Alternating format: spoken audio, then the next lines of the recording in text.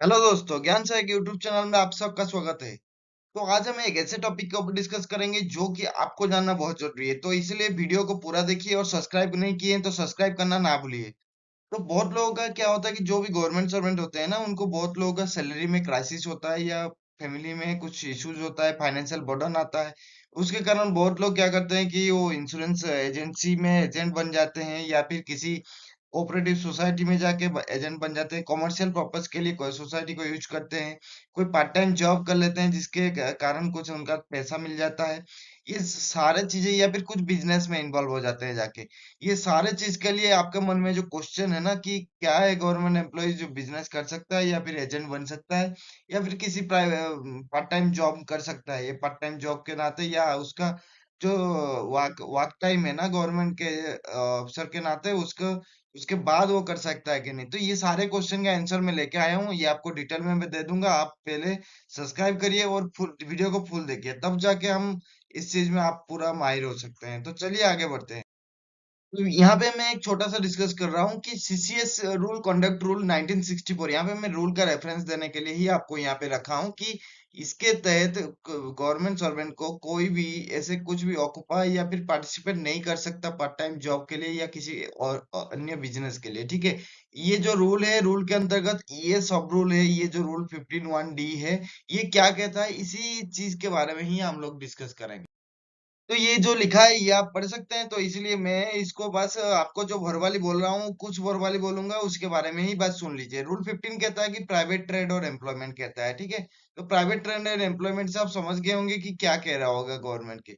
As per सब rule 2 के तहत ये कहता है कि कोई भी गवर्नमेंट सर्वेंट प्रीवियस सैंक्शन के सैंक्शन से पहले आप उसको क्या क्या नहीं कर सकते। ठीक है, आप इसमें एंगेज नहीं हो सकते इनडायरेक्टली डायरेक्टली किसी भी बिजनेस पे। ठीक है, और किसी भी चीज का नेगोशिएशन नहीं कर सकते या फिर कोई अदर एम्प्लॉयमेंट के लिए आप अप्लाई कर सकते हैं या फिर आप अदर एम्प्लॉयमेंट को ले सकते हैं। ठीक है, या फिर कोई इलेक्टिव ऑफिस जो है वो ऑफिस को बियर कर सकते हैं, ना कि किसी कैंडिडेट को अपने कैंडिडेट को भी कुछ नॉमिनेट कर सकते हैं उस चीज के लिए। या फिर आपके चाहे आप इसमें इन्वॉल्व हो या ना हो, डायरेक्टली हो या इनडायरेक्टली हो, आपको ये चीज करना नहीं चाहिए।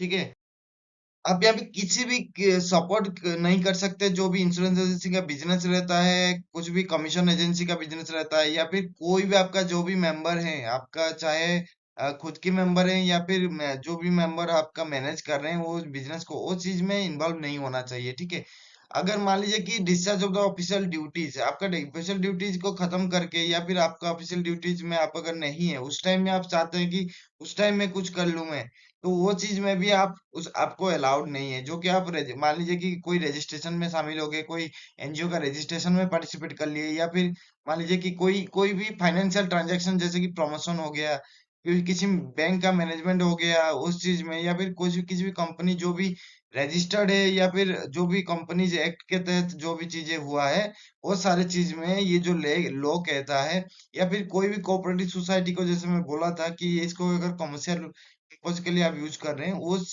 सब चीज में आप इसको नहीं कर सकते। किसी भी चीज में जैसे कि किसी चीज में पार्टिसिपेट करना हो आपको, तो वो क्या क्या चीज में कर सकते हैं या क्या क्या चीज में नहीं कर सकते। जो भी चीजें, एक स्पॉन्सर मीडिया अगर मान लीजिए कि रेडियो टेलीविजन मीडिया में दे रहा है, उसमें आप पार्टिसिपेट कर नहीं कर सकते। अगर प्राइवेट एसोसिएशन के द्वारा या फिर आपको बिना परमिशन का जो गवर्नमेंट का आप अगर स्पॉन्सर मीडिया में जाके पार्टिसिपेट कर रहे हैं तो ये नहीं कर सकते, आपको अलाउड नहीं है उसमें।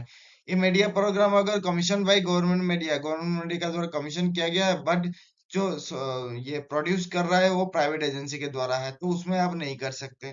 ठीक है, अगर एक मान लीजिए कि प्राइवेटली प्रोड्यूस मीडिया जो कि वीडियो मैगजीन पे इंक्लूड कर रहा है, तो उसमें आप नहीं कर सकते। ठीक है, और जो no previous sanction of the government, okay, no previous permission necessary नहीं है। ठीक है, अगर गवर्नमेंट सर्वेंट कोई पार्टिसिपेट कर रहा है प्रोग्राम में, तो इसमें आप ऑफिशियल कैपेसिटी में अगर हैं, तो फिर आप उसमें प्रीवियस सैंक्शन लेना पड़ेगा आपको। ठीक है, बिना प्रीवियस सेक्शन का आपको जाना भी नहीं चाहिए आपके पास। ठीक है, गवर्नमेंट सर्वेंट क्या कर सकता है क्या नहीं कर सकता without the previous sanction of the government, वो चीज के बारे में भी हम थोड़ा सा देख लेते हैं कि ऑनररी वर्क जितना भी है सोशल और एल्स चैरिटेबल नेचर में जो है उस चीज में आप अंडरटेक अगर कर रहे हैं तो फिर आप उसको नहीं कर सकते without previous sanction of the government. ठीक है, आप उसको कर सकते हैं बट गवर्नमेंट को आपको इंटीमेशन देना पड़ेगा। ठीक है, ओकेजनल वर्क जो भी है लिटरेरी है आर्टिस्टिक कुछ भी है या साइंटिफिक कैरेक्टर में जो भी है उसको आप कर सकते हैं बट विद प्रीवियस परमिशन। ठीक है,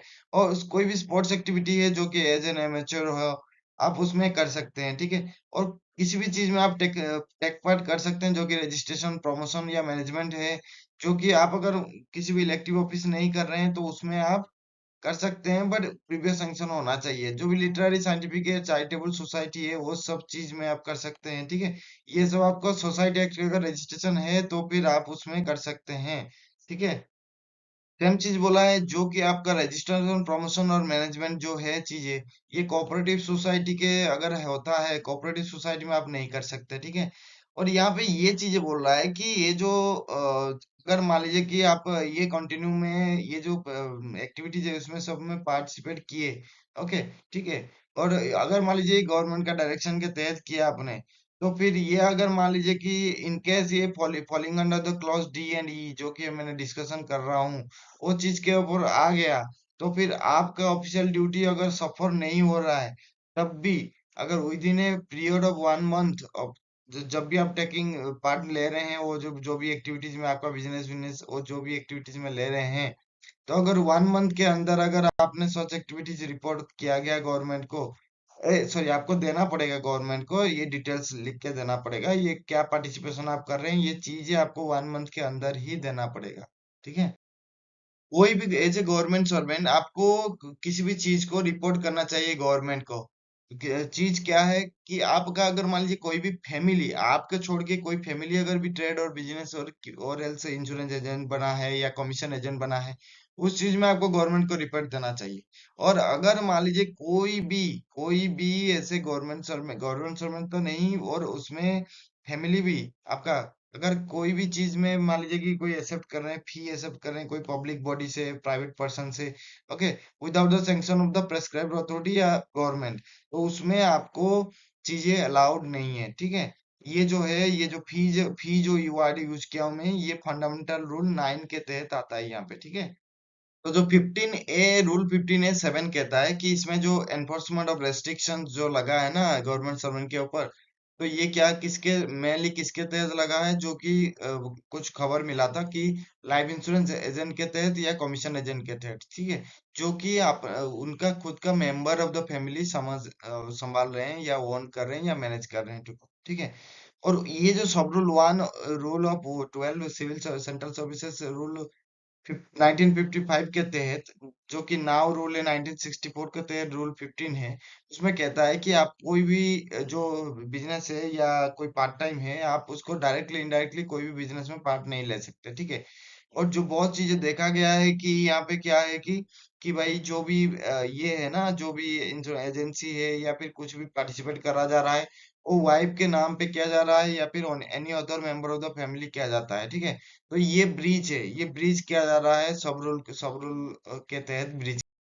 बट गवर्नमेंट इसमें क्या देखा कि बहुत रिसेंट टाइम में देख रहा है कि जो भी ये बहुत सारा केसेस ऐसे आ रहा है रिपोर्ट हो रहा है स्पेशल पुलिस एस्टेब्लिशमेंट में कि गवर्नमेंट सर्वेंट जो है वो लाइफ इंश्योरेंस का बिजनेस में इन्वॉल्व है या फिर किसी ने जो उनका वाइफ्स के नाम पे ये सब चीजें है या डिपेंडेंट के नाम पे है ये सब चीजें ये गवर्नमेंट रियलाइज करके ये चीज में आपको ये बोलना चाह रहा है कि जो कि ये जो रूल है ना या तो आप उसको अच्छे से इम्पोर्टेंस नहीं किए इसका इम्पोर्टेंस जो है वो समझे नहीं है या फिर आप विलफुली इग्नोर कर रहे हैं रूल को। ठीक है, तो अगर इन इग्नोर कर रहे हैं तो फिर गवर्नमेंट लास्ट ये चेतावनी देना चाहता है कि सारे गवर्नमेंट सर्वेंट को ये नोटिस में लाना चाहता है कि जो भी और कोई भी मिनिस्ट्री के अंदर हो उसमें आपको जो इम्पोर्टेंस है ये रूल को सारे समझ के इसके अनुसार आपको काम करना पड़ेगा। और अगर इसके अनुसार आप काम नहीं किए तो फिर आपके अगेंस्ट में डिसिप्लिनरी एक्शन जो भी लागू हो सकता है वो लागू होगा।